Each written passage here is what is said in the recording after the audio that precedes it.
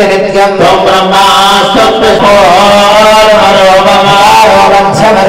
अरस्वारसान्यरूपम् नारसन्धानासन्धिः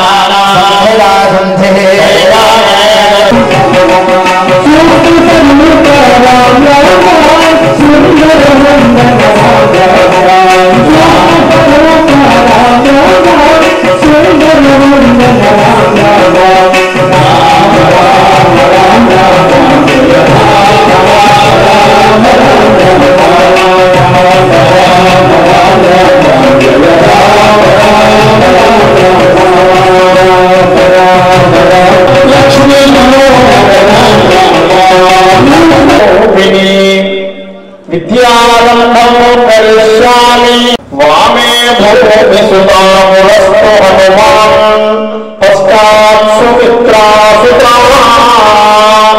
शत्रज्ञो भरतश्च पार्श्वदयो वाल्म्यादि कोणेषु च सुग्रीवश्च मधुरम्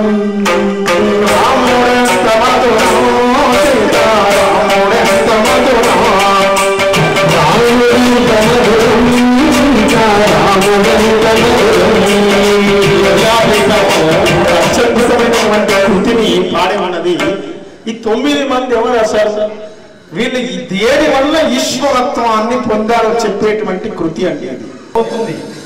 దాంట్లో ఉన్నటువంటి ప్రతిబంధక దోషం కూడా మనకు రకరకాల ఈశ్వరుడు ఇచ్చినటువంటి బుద్ధి చేత ఒక్కొక్కరిలో ఒక్కొక్క బుద్ధిని ప్రచోదితం చేస్తాడు పరమాత్మ.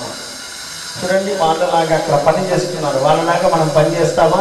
దేవాలయం కట్టగలుగుతామా? లేదు. వీళ్ళలాగా మంత్రం చెప్పగలుగుతామా? లేదు.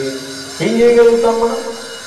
మనకంటూ ఒకటి ఇచ్చాడు పరమాత్మ. వాళ్ళలాగా వైద్యాన్ని నిర్వహణ చేయలేదు. మనం మా హాస్పిటల్ ఉన్నది కాబట్టి వాళ్ళు దాన్ని నడపగలుగుతారు. వీళ్ళు న్యాయవాదులు, వాళ్ళలాగా మనం న్యాయం నేర్చుకోలేదు. ఒక్కొక్కరిలో ఒక్కొక్క కళను ఈశ్వరుడు ఉంచుతాడు. దాన్నే ఐశ్వర్యము అంటారు. దాని ద్వారా మనం సేవ చేయాలి. ఏది ఇచ్చాడో పరమాత్మకు దాన్ని సమర్పించడం సేవ. ఇంకోటి అవసరం లేదు. మనకాయన ఏమిస్తాడో డబ్బిచ్చాడు, డబ్బునిచ్చి, మంచి శరీరం ఇచ్చాడు, శరీరాన్ని ఇచ్చి సేవ చేయి. ఇంకేమిచ్చాడు? అందరికీ నోరు ఇచ్చాడు. ఏం చేయి? స్మరణ చేయి. ఈశ్వరుణ్ణి చేరుకొని తీరుతాం మనం చక్కగా. ఈ 3 రోజుల పర్యంతం విధి విధానంగా శాస్త్రీయంగా ఋత్వికులు ఉన్నారు, మనకు చక్కని యాగం చేస్తారు. వాళ్ళు పారాయణం చేసే వాళ్ళు వచ్చారు, వాళ్ళు పారాయణం చేస్తారు. అర్చనలు చేసే వాళ్ళు ఉన్నారు, అర్చనలు చేస్తారు. శ్రీవిద్య పద్ధతి ప్రకారం దండిని, శ్యామ, శ్రీక్రమోక్తం 3 అర్చనలు, పంచార్చనలు అని అంటారు. పంచార్చనలు 5 రకాల అర్చనలను 9 విధానాలుగా చేయడం జరుగుతుంది. అతి సాధారణమైనటువంటి అంశం కాదు. 9 ఆవరణార్చనలు చేయాలి అంటే ఎంతో శక్తివంతులై ఉండాలి. ఆ స్వామి మనకు ఆ శక్తిని ఇచ్చాడు కాబట్టి గణపతికి 3 అర్చనలు చేశాం, అవునా? త్రికాలార్చనలు చేశాం. అదే అమ్మవారికి వస్తే పంచార్చనలు 5 మార్లు చేశాం.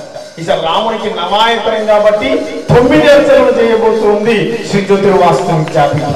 అందుకని రాత్రి పర్యంతం కొనసాగుతూనే ఉంటుంది కార్యక్రమం అంతా కూడా చక్కగా. ఇటువంటి కార్యక్రమంలో పాల్గొనడం, తీర్థప్రాశనాన్ని, ఆ సమంత్రకమైనటువంటి శ్రీపాత్రలో ఉన్నటువంటి తీర్థాన్ని స్వీకరించడం, అది పూర్వజన్మ సుకృత భాగ్యం. ఎక్కడ ఏ అర్చనలు వస్తాయో అక్కడ దాని విశేషణాలను చెప్పుకుందాం. చక్కగా సంకల్పం తీసుకొని ఉన్నాం మనం.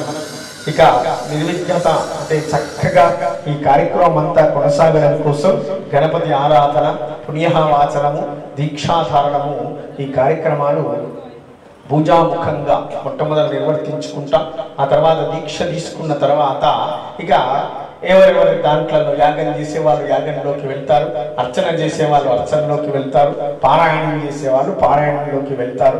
మనం చక్కని భక్తి శ్రద్ధల చేత, ఇది ప్రధానమైనటువంటిది, చక్కని భక్తి శ్రద్ధల చేత ఈ మహోత్సవంలో పాల్గొని తరించవలసిందిగా అందరినీ కూడా ఆశీర్వచనం చేస్తూ ఈ కార్యక్రమానికి జయం ఇవ్వాలని పరమంతుని వేడుకుంటూ హర నమః పార్వతీ పతకే హర హర మహాదేవ హర. మేము సంగారెడ్డి నుండి వచ్చినాము. మా చర్యలు మంచిగా ఉన్నది.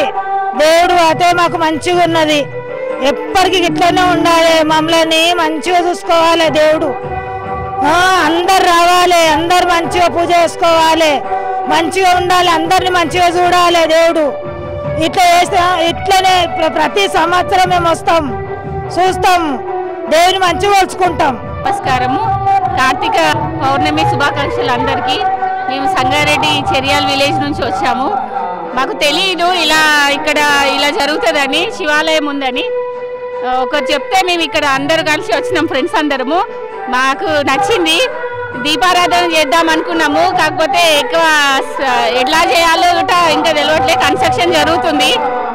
నెక్స్ట్ టైం మంచిగా గుడి జరిగితే మళ్ళీ దర్శనం చేసుకుంటా. అందరు మంచిగా ఉండాలి, దేవుడు అందరినీ మంచిగా చూడాలని నా యొక్క కోరిక. అందరం అనుకున్నాము పోవాలని, ఇక్కడ మంచిగా ఉంటుందని. చూసినాము, బాగానే ఉంది. ఇంకా మంచిగా జరిగితే ఇంకా అందరు కలిసి వస్తారు. ఇంతే అండి. నాకైతే పిల్లలతో సహా అందరితో, మా ఫ్రెండ్స్తో సహా అందరం ఇక్కడ వచ్చినాము, చూడాలనిపించింది. Hi everybody, this is Kiriti Damaraju.